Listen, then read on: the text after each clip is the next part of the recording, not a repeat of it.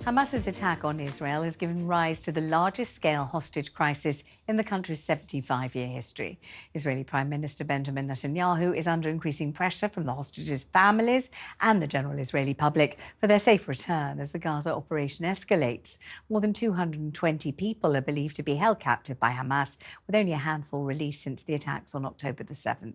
Joining me now is Dr Melanie Garson, an associate professor at University College London, specialising in international conflict resolution. She's also a trained mediator. Dr Garson, thank you very much indeed for joining us on the programme. You will have heard the Israeli Prime Minister speaking just now. What do you make of what he said, the line between barbarism and civilization? The Bible says there is a time for war, there is a time for peace, and this is the time for war. And if Israel fails, then civilization fails.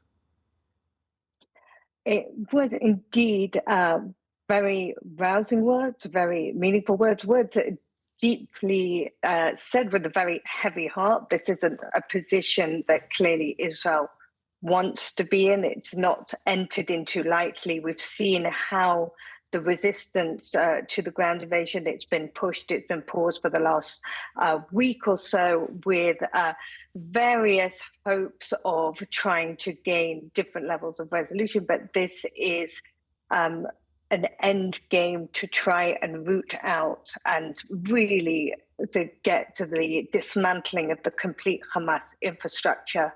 And sadly, and you see that with the gravity in which the speech is given, there is no other way to do this. And it is indeed framed within the terms of some of the worst evil that humanity has seen against person, as very much within that frame of trying to stamp out the evil that is the actions of a terrorist organization, Hamas. And Dr Garson, you're an expert in international conflict resolution. You are a trained mediator, and there are over 200 people, we think 232-ish Israeli hostages, 33 of them, as the Prime Minister has just said, children in Gaza now. What is open to the Israelis to do, or indeed the Qataris, or indeed any other nation or individual who feels that they can provide some kind of bridge or some kind of link in order to try to get the hostages home?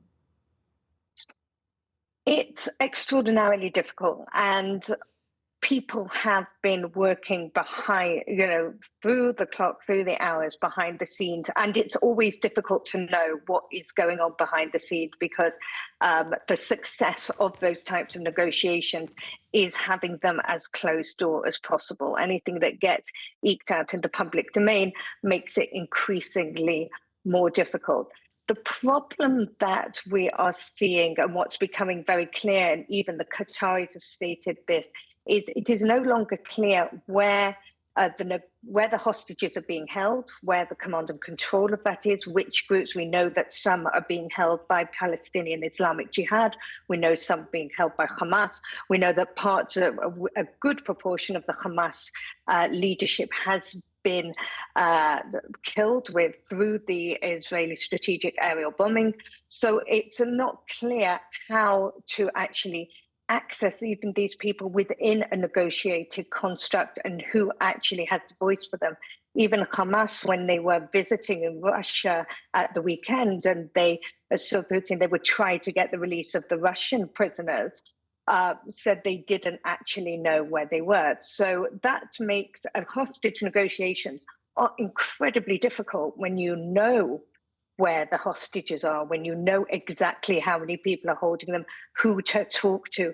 Trying to hold that on a multiple basis is extraordinarily hard. And yet somehow, within the hour since my programme started, we hear of the Israelis retrieving one hostage, a young female officer. She's alive, she's seen her family. So is this a kind of miraculous coincidence, or is this an indication that the Israelis might have some kind of entree, some kind of connection somewhere?